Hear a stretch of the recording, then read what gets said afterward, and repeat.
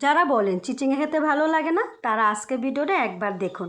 এই চপ একবার খেলে হয়তো বলবেন এতদিন কেন বানাইনি। আজ বানিয়েছিলাম একদম ঘরোয়ার সাথে চিচিঙ্গা দিয়ে মজাদার চপ। অনেকে চিচিঙ্গা খেতে পছন্দ করেন না, কিন্তু এইভাবে বানিয়ে খেয়ে দেখুন, একবার খেলে বারবার খেতে ইচ্ছে করবে। কম খরচে সহজ উপকরণে দারুণ স্বাদে এই রেসিপিটা শেষ পর্যন্ত দেখে জানাবেন কেমন লাগলো। ভালো লাগলে অবশ্যই একটি লাইক, শেয়ার আর ফলো করতে ভুলবেন না। চিচিঙ্গা দিয়ে এমন মজার চপ আগে খেয়েছেন, একবার বানালে বারবার বানাতে মন চাইবে। আর খেয়ে থাকলে অবশ্যই কমেন্ট করে জানাবেন। আর আমি এখানে চিচিঙ্গাগুলো সুন্দর করে কেটে নিয়েছি, লবণ পানিতে 10 মিনিট ভিজিয়ে রেখে আমি ধুয়ে উঠিয়ে নিলাম।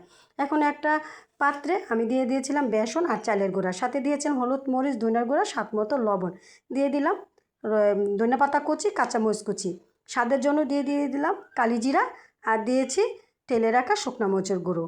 এখন আমি বেটারটাকে ভালো করে মাখিয়ে পানি দিয়ে মেখে নেব। আর অবশ্যই খেয়াল রাখবেন ব্যাটারটা যখন তৈরি করবেন যাতে পাতলাও না হয়ে যায়, ঘন না হয়ে যায়, ঠিক এমন একটা ব্যাটার তৈরি করবেন। আমি আগে থাকতে কড়াইতে তেল গরম বসিয়ে রেখেছিলাম। এখন আমি বেসনের ব্যাটারের ভিতরে চিচিঙ্গাগুলো দিয়ে ভালো করে মেখে গরম তেলে দিয়ে দিব। আর আপনারা কে কীভাবে চিচিঙ্গা খান অবশ্য কমেন্ট করে জানাবেন। আর আমি এগুলোকে সোনালি করে ভেজে নেব। কি দেখেই তো খেতে ইচ্ছে করছে, তাই না?